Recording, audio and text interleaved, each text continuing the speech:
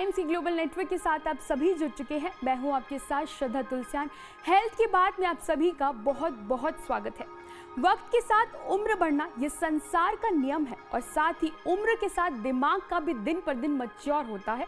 ऐसे में अगर हम किसी बुजुर्ग से 25 साल के इंसान की तरह बिहेव करने के लिए कहें तो वो उसे अडेप्ट नहीं कर पाएगा। ऐसे ही किसी मासूम से हम बड़े की तरह बिहेव करने के लिए कहें तो वो उसके लिए फोर्स होगा। अब आपको भी लग रहा होगा कि अचानक ये क्या बातें हो रही हैं। दरअसल इन दिनों स्कूल जाने वाले बच्चों के माता पिता के लिए एक और चर्चा का विषय सामने आया है, जिसे हरी चाइल्ड सिंड्रोम कहते हैं। ये सिंड्रोम बच्चों में हो रहा है। इसके पीछे की वजह यह है कि जब बच्चों पर ऐसी भूमिकाएं, जिम्मेदारियां या व्यवहार अपनाने का दबाव डाला जाता है जो बड़े बच्चे या बड़े लोग के लिए उपयुक्त है। ये सिंड्रोम तब होता है जब पेरेंट्स और टीचर बच्चों पर पढ़ाई के साथ हर क्षेत्र में उत्कृष्टता हासिल करने का दबाव डालते हैं। माँ बाप चाहते हैं कि उनका बच्चा मैच्योर चाइल्ड की तरह बिहेव करे, लेकिन इसमें उनके बच्चों का बचपन गुम होते जा रहा है। बच्चे इस प्रेशर के कारण अपनी उम्र के बच्चों के साथ खेल कूद नहीं पाते और पूरे वक्त तनाव में रहते हैं। ये लक्षण बच्चों में काफ़ी देखने को मिल रहा है। तो आइए ऐसे में आज बात करते हैं चाइल्ड साइकोलॉजिस्ट शोभा शर्मा से, जो हमें बताएंगी कि बच्चे में ये लक्षण कैसे पहचाना जा सकता है और बच्चों की बेहतर मानसिकता के लिए ये क्या कर सकते हैं। तो शोभा जी, आपका लाइफ टाइम्स में बहुत बहुत स्वागत है। धन्यवाद। धन्यवाद। तो हम बात करते हैं हरी चाइल्ड सिंड्रोम के बारे में। मेरा पहला सवाल आपसे ये है कि ये बच्चों में कैसे और क्यों होता है। एक्चुअली क्या होता है कि कुछ पेरेंट्स अपने बच्चों से बहुत ज्यादा एक्सपेक्टेशन रखते हैं कि मेरे बच्चे उसकी तरह करें। उनका एक कंपैरिजन करना बेसिकली, और उनके जो लाइफ के जो गोल होते हैं ना, वो इतना सेट कर देते हैं कि वहां तक बच्चे के लिए पहुंचना कई बार मुश्किल होता है। जी। दूसरा कारण है कि कुछ हमारा जनरेशन गैप भी होता है कि हम तो इतने डिसिप्लिन रहे हैं। हमने तो 12 इयर्स की एज में या 14 इयर्स की एज में हम घर का ये सब काम करते थे, और हमने बाहर की भी रिस्पॉन्सिबिलिटी संभाली है। हमारे लिए इतने सारे सोर्सेज नहीं थे, उसके बाद भी हम बहुत पढ़ते रहे और अपना करते रहे। तो ये जो कंपैरिजन है जनरेशन गैप का, ये भी इस चीज को ना, हरी जो चाइल्ड सिंड्रोम है उसको प्रोवोक करता है। जी बिल्कुल। तीसरी चीज है कि अपने बच्चे का किसी भी बच्चे के साथ कंपैरिजन ना करें। ना करें जी। पांचों उंगलियां हमारी बराबर नहीं होती हैं। हर बच्चे में अपना अलग अलग टैलेंट होता है, इंडिविजुअल डिफरेंसेस होते हैं। उसकी वजह से क्या होता है, हर बच्चा अलग है। अगर आप देखो तो हर बच्चे में एक एबिलिटी होती है, हम उस पर वर्क कर सकते हैं। जरूरी नहीं है कि वो हमारे पड़ोसी के बच्चे की तरह ही इंटेलिजेंट हो या टॉपर बने या 98% मार्क्स लाए तभी वो अच्छा होगा। सबसे पहले है कि हम ये देखें कि उसकी जो एबिलिटी है, शायद वो उस चीज में बहुत अच्छा कर रहा हो जो कि वो पड़ोसी का बच्चा ना कर रहा हो या वो रिलेटिव का बच्चा ना कर रहा हो। तो ये जो सेट है, ये जो कंपैरिजन है, ये बहुत ज्यादा ना रखें। फोर्थ थिंग है कि फैमिली वाले क्या करते हैं, अपना एक गोल या एम जो है, अपने जो करियर में वो कुछ नहीं कर पाए हैं, वो सारी चीजें क्या करते हैं, बच्चों के ऊपर थोपते हैं। हम तो पढ़ते, हम तो आईएएस भी बन जाते पर नहीं बन पाए, इसलिए तुम्हें बनना है। तो ये जो बच्चों को जो ख्वाब दिखाते हैं इतना बड़े होने के कि भाई तुम्हें बनना है, एक जो उनको एक अननेसेसरी प्रेशर दे दिया कि बनना है। कभी बच्चे से भी पूछा उसे क्या बनना है, या कभी बच्चे को भी सिखाया कि पहले आप अच्छे ह्यूमन बीइंग बनो। तो ये कुछ चीजें हैं कि जिसकी वजह से ये आजकल सिंड्रोम बहुत बच्चों में बढ़ता जा रहा है।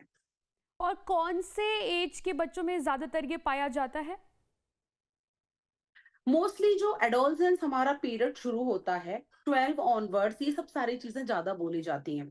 साइकोलॉजिकल पर्सपेक्टिव वे से भी देखें तो इस एज में ना बच्चे खुद भी अपनी एक independent identity, independent self esteem बढ़ा रहे होते हैं, कॉन्फिडेंस की तरफ हो रहे होते हैं, टीनेजर में पहुंच रहे होते हैं। और उसी समय पे जब ये प्रेशर दिया जाता है, क्योंकि पेरेंट्स को क्या लगता है अब हमारे बच्चे बड़े हो गए हैं, नहीं, बट वो ओवर कॉन्फिडेंट हो रहे हैं, कॉन्फिडेंस में आ रहे हैं, या वो सेल्फ एस्टीम बढ़ा रहे हैं, अपनी आइडेंटिटी चाहते हैं, इसलिए वो उस चीज को इंडिविजुअल करना लाइक करते हैं। But still they are always in a children ही प्रोसेस में है। ऐसा नहीं है कि वो बड़े हो गए हैं और हम क्या एक्सपेक्टेशन लगाते हैं, अब आप बड़े हो रहे हो।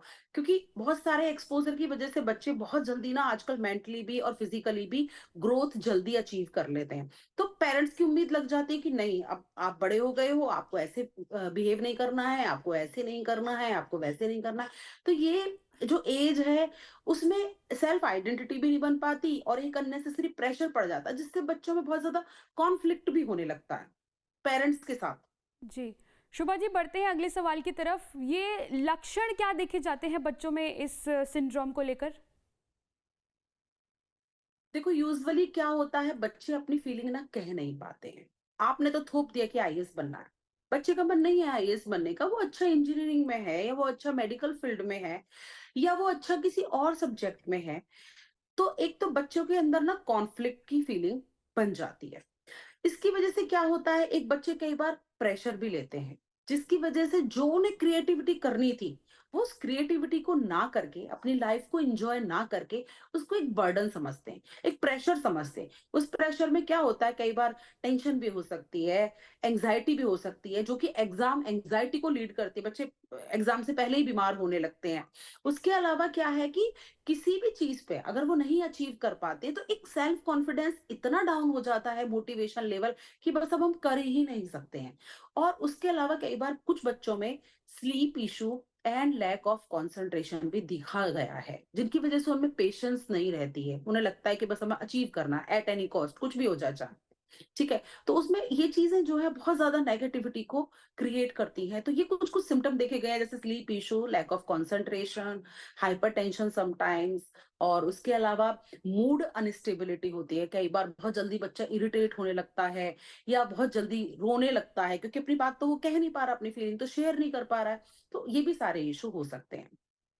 और इवन फिजिकली ऑल्सो, जब बच्चा बाहर ही नहीं जाएगा, आप उसे खेलने ही नहीं दोगे, या जो उसकी जो हॉबी है उसको इनकॉर्पोरेट ही नहीं करने दोगे, आपको इतने बजे तक पढ़ना है, इतने बजे खाना खाना है, और बस एक, हाँ, रूटीन सेट करना है ठीक है, बट उसको अपनी भी तो कुछ एक 1 आवर की कम से कम एक हॉबी या फिजिकल एक्टिविटी में इन्वॉल्व होने दो। ठीक है? तो जब वो नहीं करता है, उससे भी कई बार फिजिकल इशू होते हैं, क्योंकि जब बच्चे बहुत ज्यादा तनाव और स्ट्रेस लेते हैं, तभी आप देखते होंगे बच्चों में बहुत अर्ली एज में डायबिटीज, अर्ली स्टेज में कार्डिक इशू होने लगे, जो कि यूजुअली इस एज में नहीं होते थे। और बच्चों की मानसिकता के लिए क्या बेहतर उपाय कर सकते हैं हम इस सिंड्रोम को लेकर? सबसे पहले है कि बच्चों के साथ टाइम स्पेंड करें, उनकी फीलिंग्स को समझें, वो चाहते क्या है, उनकी भी फीलिंग्स को एक्नॉलेज करें। उसके अलावा हमें ये नहीं कि हम वर्किंग है, बच्चे वर्किंग नहीं है, हम वर्किंग है, हम जल्दबाजी के चक्कर में बच्चों पे ये सब सारी चीजें कि जल्दी जल्दी करो, ये काम कर लो, ये काम कर लो, ये फिनिश करो, ये करो। ऐसा नहीं, आप उनको समय दें, पेशेंस रखें, बच्चे को भी अपनी थिंकिंग, अपनी चीजें, डिसीजन थोड़ा सा लेने दें। दूसरी चीज ये है, किसी के साथ भी कंपैरिजन ना करें। हर बच्चा डिफरेंट है। आप बेटा अपनी कैपेसिटी के अकॉर्डिंग आप पढ़ाई करो, आप स्टडी करो, डू योर वर्क। उसके लिए बहुत मोटिवेट करें। क्या रिजल्ट रहेगा कोई बात नहीं। और अगर वो हार जाते भी हैं उस रिजल्ट में, आजकल बहुत ज्यादा क्लास में, स्कूल में क्या होते हैं, ओलंपियाड होते हैं, कुछ सारे कंपटीशन होते हैं, पेरेंट्स की डिमांड रहती है हर कंपटीशन वो क्लियर ही करें, या फाइनल में फर्स्ट ही आए, ट्रॉफी ही जीत के लाएं। आपने अपने बच्चे को दिख जाता है कि कितना एफर्ट किया, आपने अपना एफर्ट किया, ये आपका वर्क था, करा आपने। आप जीत हार कर हार गए हो कोई बात नहीं है, एक जीतता है एक हारता है, तो हमेशा उसको रिजल्ट की ना टेंशन दें कि तू हार गया तो ये हो जाएगा, तेरे 80% से कम आए तो तेरे को कोई यूनिवर्सिटी में एडमिशन नहीं मिलेगा, ये नहीं हो पाएगा, हमारे सोसाइटी में कोई स्टेज नहीं रहेगी क्योंकि तेरे बड़े भाई के तो हमेशा ही 95% आए हैं। इस तरह की चीजें जो हैं नेगेटिविटी को लीड करती है। तो हमेशा बच्चे से बोले अपना पूरा एफर्ट दो, अपनी पूरे एफर्ट लगाओ, मेहनत करो, आप हार्ड वर्क करो। हार्ड वर्क हमेशा आपको रिजल्ट अच्छा देगा। एक बार को नहीं देता है तो कहीं ना कहीं हमारे अंदर कुछ रहा होगा, हम आगे और एफर्ट डालेंगे। तो आप उसको रिजल्ट का इतना प्रेशर ना बनाएं।